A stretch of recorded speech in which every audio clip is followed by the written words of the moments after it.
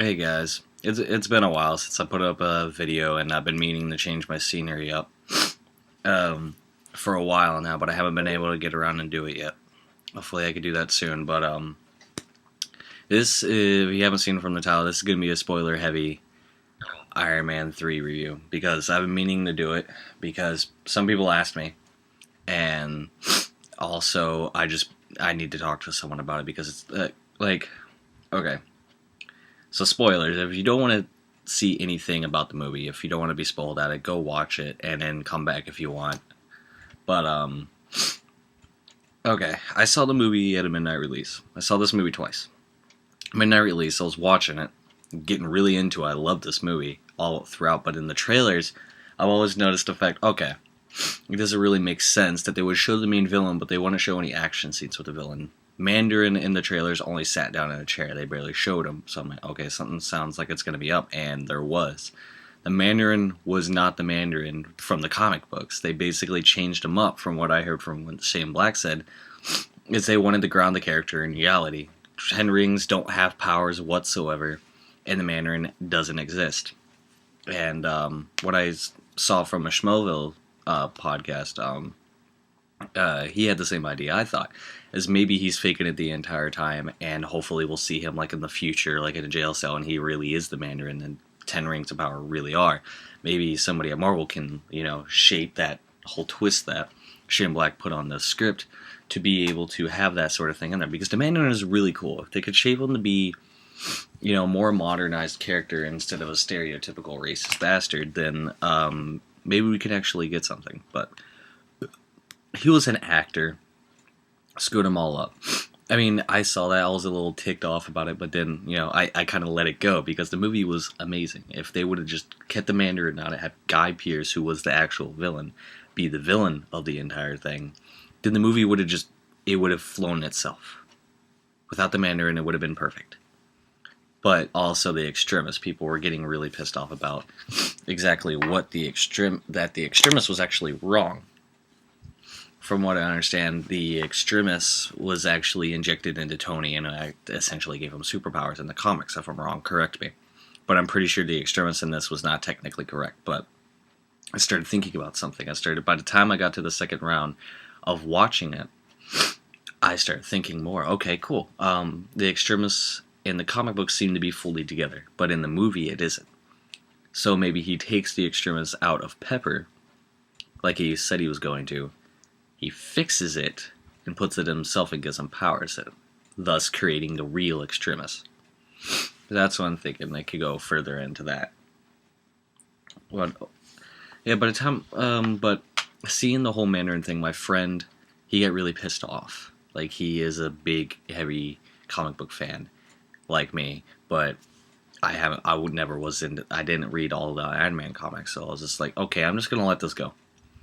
This movie is really good. It's the first of phase 2, and I want to see more, regardless, because I love Robert Downey Jr. as an actor. I love Iron Man, and I wanted to see more, so I was like, I'm just going to forget about it, but he kept talking about it, so it kept pissing me off about the Mandarin. I'm just like, oh my god, this is ridiculous. Like, I love the movie, but if they would have I'm just going to forget about the Mandarin. That's exactly what I'm going to do. I'm going to forget about that they botched the Mandarin in such a insane way that I'm just going to forget about him, and it's not going to happen.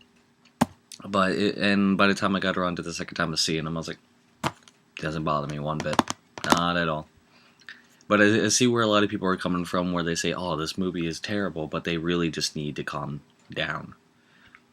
Like, the movie was huge.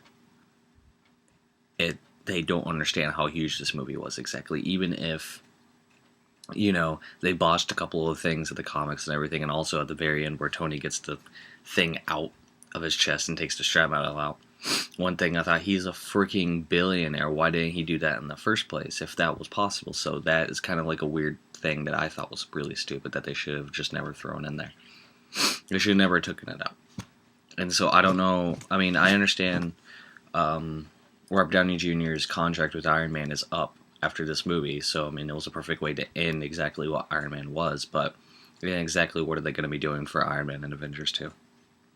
That arc reactor was him. What made him Iron Man. It's what made him different from everyone else.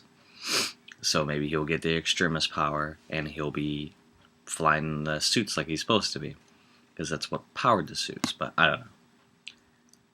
All I know is I want to see something more Iron Man related when it comes to Avengers 2, explaining more, or at least in the movies to come, explaining more exactly what's going on with Tony, and hopefully we hear about if Robert Downey Jr. is coming back for Avengers 2. Because personally, I don't know exactly. Shane Black, yeah, he's done some pretty good movies, and I heard he's tied on to make a Death Note movie. But I feel like it's kind of weird because the leader, Kevin Feige, who oversees all the Avengers movies, I feel like somebody should have overlooked this. Okay, if you're going too far out of boundaries, we can't take him back. Well, we could because it's comic books. That's so easy. But people who don't read comic books, which is basically half the population that watches these movies, don't know shit about comics. So they're not going to go in understanding exactly what's going on, exactly how they could bring back whatever Tony Stark was. And they didn't explain a lot in Iron Man 3 that happened from, past. Like, what exactly happened to the Stark building in New York? Did they ever finish building it? Yeah, they used the whole Tony Stark has an anxiety attack, which I understood. I saw that coming while I watched the trailer, because basically Iron Man 1 and Iron Man 2 were grounded in reality. It was supposed to be making this possible. And then Avengers happened and we see freaking aliens and gods and all that crap coming out of nowhere. So coming into Iron Man 3, they needed to show what exactly Tony was going through. I would have been fucked up too, but at the same time, they used it a little bit too much as a crutch. Yeah, I understand that he had an anxiety attack, but they really needed to explain what happened after the Avengers. I feel like Iron Man 3 is completely the oddball, which kind of makes sense because it's the only Phase 2 title that doesn't have a comic book title at it. It's called Iron Man 3. Thor's going to be Thor: The Dark World, Captain America, The Winter Soldier, and Guardians of the Galaxy. So I don't know what's going on. I feel somebody was given a little bit too much creative control.